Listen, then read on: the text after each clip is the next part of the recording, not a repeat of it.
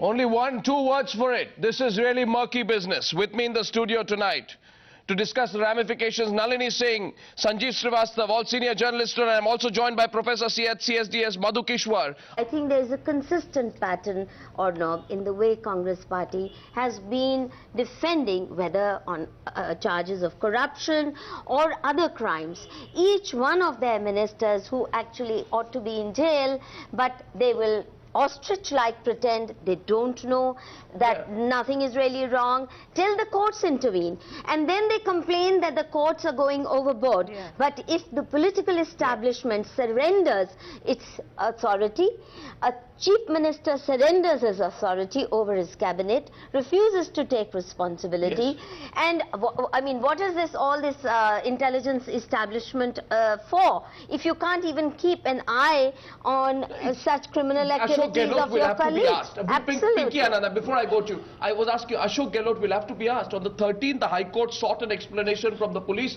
Why did you not even question this Maderna? You did not even have the courage they knew. Or the authority. Why? What would they question? They knew everything. They didn't question. Did they question him, Navika? 6 to 8 months ago, they knew, but they didn't even question him. That's the worrying part. Well, it's been a pattern. It's been a pattern in the Congress, probably at the center, where different ministers have been doing different things, but the center, the leader really doesn't question. Same thing repeating itself in Rajasthan. Again, Ashok Gehlot probably leaving it till the last, till the fire really reached his doorstep in taking action. That's something that the BJP has taken on, and political fires is something that Ashok Gehlot has been fighting over the last couple of weeks. He's been in and out of Delhi trying to limit it save to this minister now?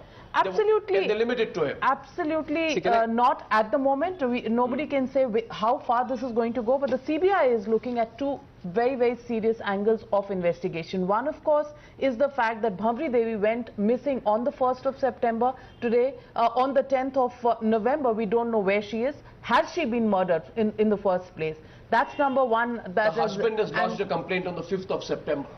And all of that is being investigated, and Maderna has been questioned today. He's going to be questioned tomorrow. The other angle of this, and that's what I think Madhu Kishwar was hinting at, is the ambition. Why was there a plot of making a CD? A CD has made the rounds of the media today.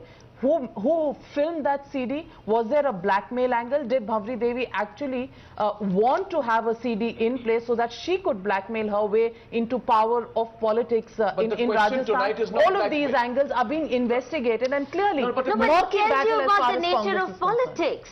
And I'm saying, in that sense, it's important to know the kind of men and women that are gravitating towards politics. And on politics, can I just say one sentence? Ashok Gehlot himself, actually, when this whole thing was playing out, actually told me, and I'm sure he must have told some other journalists as well, that he was waiting once a case is lodged, that like a right to his politician or whatever, that Maderna will resign. When he did not resign for at least 2 to 3 weeks, then he actually had to speak to the governor had to summon the minister, you know, so he was a very, but then I think a prime minister sets a very negative role model in that sense.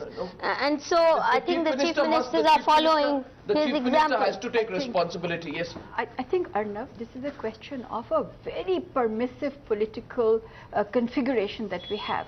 Now, basically, this privileged access, you have privileged access in politics, just as you have privileged access, you know, look at, you've forgotten the Neera Radia tapes that showed you the privileged access of the corporate sector to policy making, cabinet, everything. Here is a feudal India playing out in politics, privileged access not only to land, mining, natural resources, etc., but to the weakest, and political patronage. So what they showed Bhanwari Devi, and she fell for it, was that, you know, this is a good time to enjoy. I think give yourself up.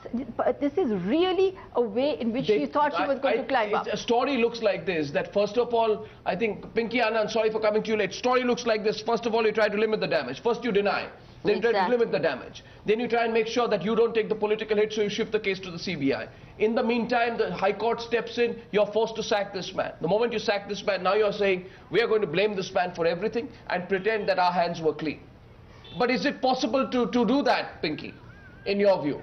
Can you now limit the damage to this minister, or is this sex scam going to explode? I don't think that, you know, these kind of damages can be controlled when things are out in the open, and I think this has been following a pattern.